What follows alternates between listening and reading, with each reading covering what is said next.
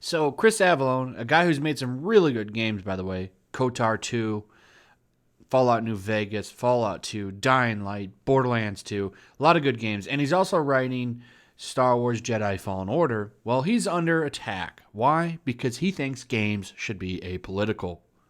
Pathetic earthlings! Who can save you now? Flash!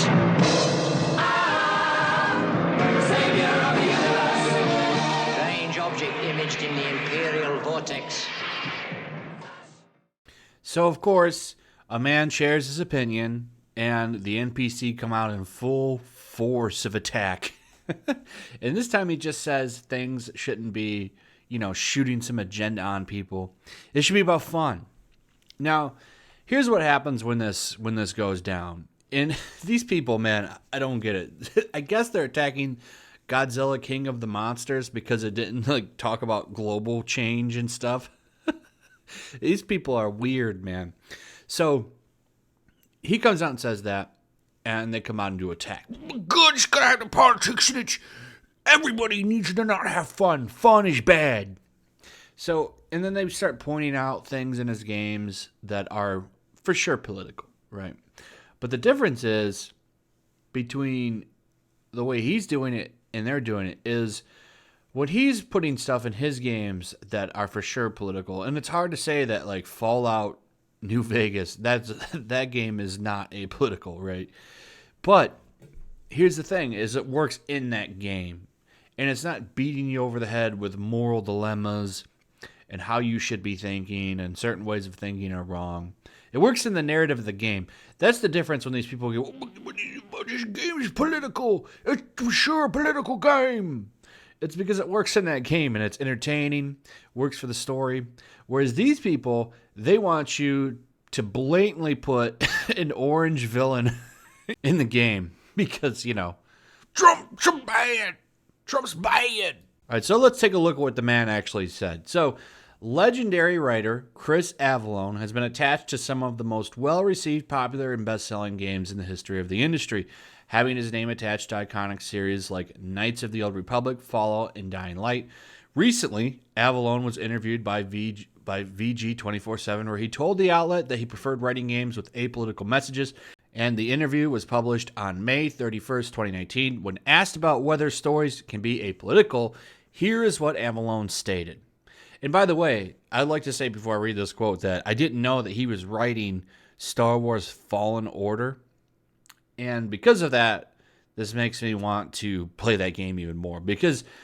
So KOTOR 2 is not as good as KOTOR 1. Which, if you don't know the abbreviation I'm breaking down, that's Knights of the Old Republic. Considered two of the best Star Wars games ever made. If you've never played those, you're really missing out. You should go play those games. Those are made by BioWare. I would say BioWare proper, because that's back when they were good. Now, I don't know if he worked on those games. I don't think he did. However, the fact that he's worked on such great games as Fallout New Vegas and KOTOR 2 makes me think that the story for the new Star Wars game is going to be good. I actually have hopes for that game. I really do. It looks really good. And it's single player, which I'm excited about. So, what did he say that has everyone in such an upheaval? Why are they so mad? Well, that's quite simple. He said this. And in this, he's referring to how he thinks games should be made. They may become political, societal norms change, but I believe it's possible to do an apolitical game. I also don't condone developers who want to do political games or make a statement. I think a game is served better by asking a question, provide a range of perspectives on the question, but then leaving the answer to the player.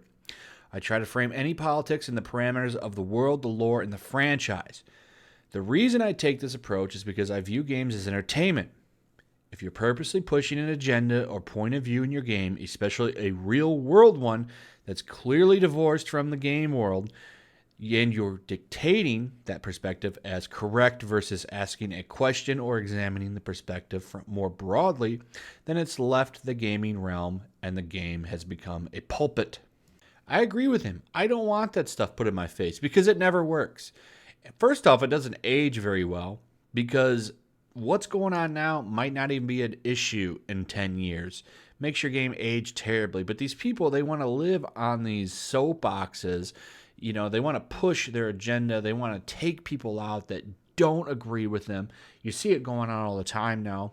You see Vox and BuzzFeed trying to take down channels on YouTube.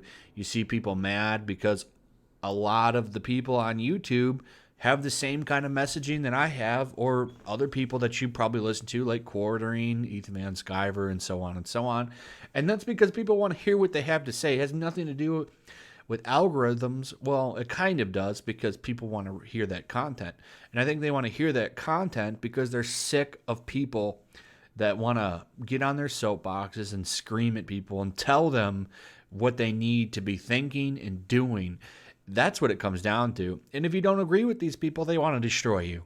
They want to take you out. They want to get rid of you because they can't win any arguments, because no one agrees with them.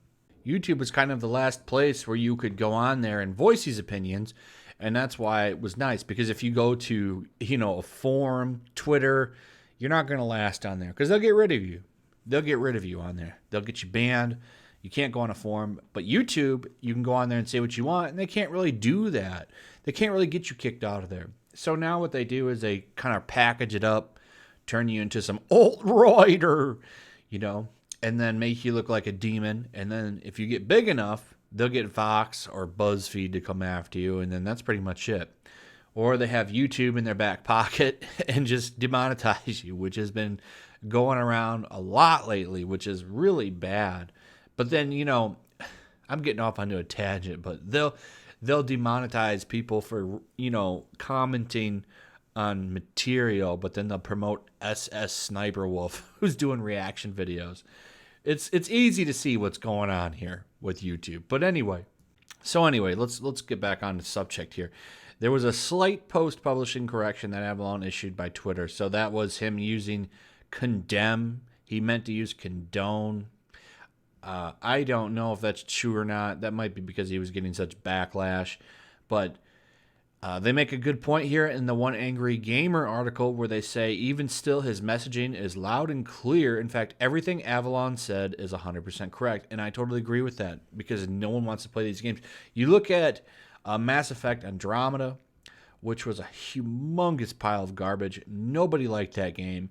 And what was going on with that game? Well, it got woke. I'll never forget when I played Mass Effect Andromeda, and he played it, and I remember the first time I met a Krogan. If you remember the Krogan, they're pretty much like Klingons in Mass Effect, and they're always tough. And then I meet a Mass Effect Andromeda Krogan, and he's like, "Hey, welcome to the starbase. I'm the guy who runs it." And I'm like, what WTF is this? But anyway, these people, they want to get on their soapboxes and they want to preach. But what I find funny is most of these people are always, they're always from California. And I saw a really funny video from Tim Pool. Well, the subject matter wasn't funny, actually. It's really quite shocking and alarming. But apparently, and this is the article right here, Dr. Drew says, LA Public Health in complete breakdown. No city on earth tolerates this.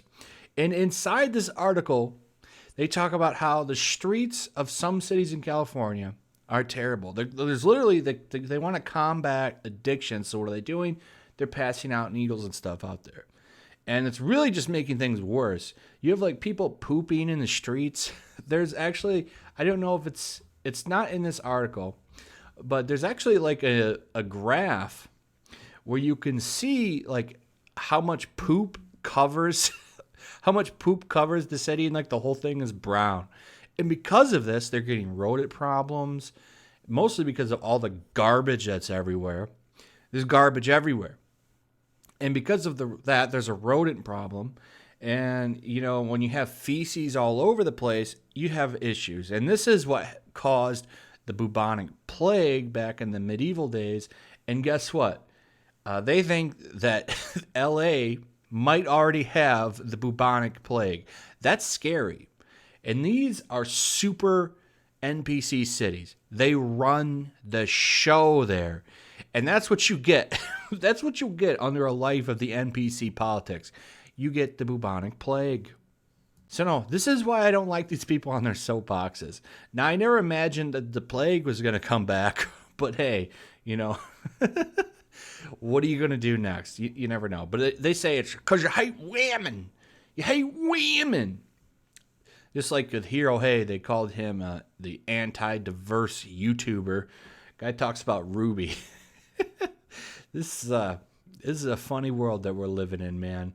But we all know why they say things like that. It's to get people kicked off of platforms. That's what they have to do. They have to silence people because they want poop-infested cities. And they're willing to go to extremes to get them, even tanking all of your favorite entertainment, which is kind of going bad for them. But anyway, so as soon as he shares that opinion, all of these extremists come out, and you see a lot of familiar names there come out and start attacking him, calling him garbage and GG level nonsense because, Gamergate never ends. Let me tell you that. Never ends. They will never let it go. Never let it go. But you see all these people just come out and attack him for what? For saying, hey, maybe we should leave the orange man bad stuff out of video games and just make games. And they point out that he has politics in some of his games. They're absolutely right. Like I said before, you can't say Fallout New Vegas isn't political. It absolutely 100% is in a lot of ways. But you know what? It worked for that game. They didn't blatantly say, okay, we need to insert these 4 left extremist ideas into the game. Damn the story, these come first. That's not what people want. So anyway, I just want to share another example of someone sharing a very tame opinion, and then all of these extremist radicals come out and just, oh God, how dare you not, you want Trump? Trump got to be a bad guy in the game. These people, man, they just never stop. And we'll never stop pointing out their crap. Anyway, like, subscribe, leave a comment below. Check out the links in the description, particularly my Twitch, because I would like to start playing games over there, and I just need some people to come over there so I can start playing some games over there. That would be lovely. And I'll see you guys later. Peace.